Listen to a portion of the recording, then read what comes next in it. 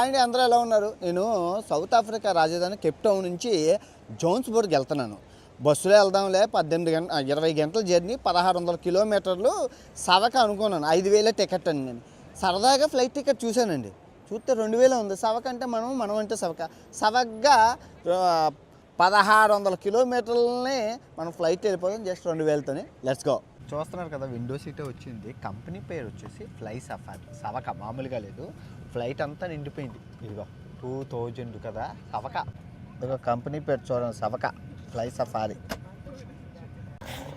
ఈ కంపెనీ వాడు middle class వాళ్ళని దృష్టిలో పెట్టుకొని చూడండి, 600 రూపాయలకి కూడా టికెట్లు అమ్మేస్తుండ్రు. ఫ్లైట్ టికెట్లు ఎంత చవకో అంటే తక్కువ లాభం, ఎక్కువ కస్టమర్ల అట్రాక్షన్ అనమాట. చాలా బాగుంది ఈ స్ట్రాటజీ అనేది.